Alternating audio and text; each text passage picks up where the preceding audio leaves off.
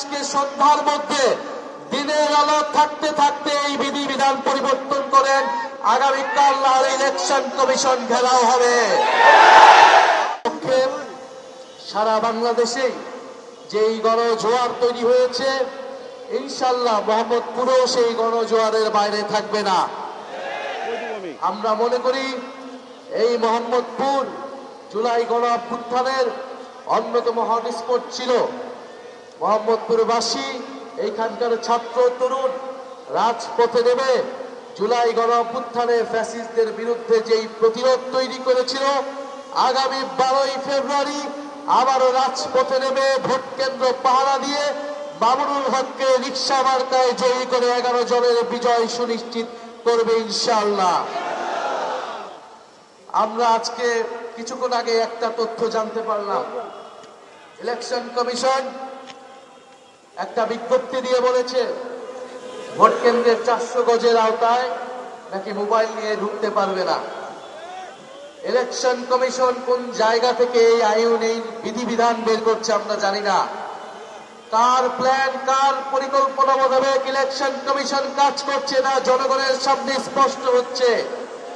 আমরা হুঁশিয়ারি দিচ্ছি, আজকে সন্ধ্যার মধ্যে দিনের আলো থাকতে থাকতে এই বিধিবিধান পরিবর্তন করেন। আগামীকাল আর ইলেকশন কমিশন ঘেরাও হবে। আমরা এতদিন কিছু বলি নাই, সব সহ্য করে গিয়েছি।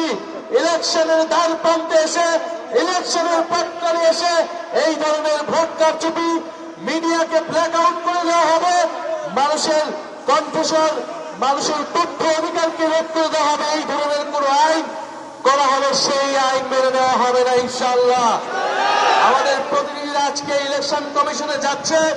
ইলেকশন কমিশনকে বলছি, এতদিন যা করেছেন করেছেন, 12ই ফেব্রুয়ারি যদি কোন ধরনের পক্ষপাতিত্ব করার পরিকল্পনা থাকে, ফ্যাসিস্ট আমলের ইলেকশন কমিশনের যেই পরিণতি হয়েছিল তার থেকে ভয়াবহ পরিণতি হবে এই ইলেকশন কমিশন। আমরা প্রশাসনের ভাইদেরকে বলছি, পুলিশ সেনাবাহিনী ভাইদেরকে বলছি, আপনাদেরকে বলছি, আপনারা আমাদের ভাই, আপনারা এই দেশের মেধাবী সন্তান, আপনাদের উপর দেশের আমানত, গুরু দায়িত্ব আপনারা পালন করবেন। আগামী 12ই ফেব্রুয়ারি আমরা সামনের দিকে আগাতে চাই, ফ্যাসিস্ট আমল থেকে আমরা সামনের দিকে আগাতে চাই।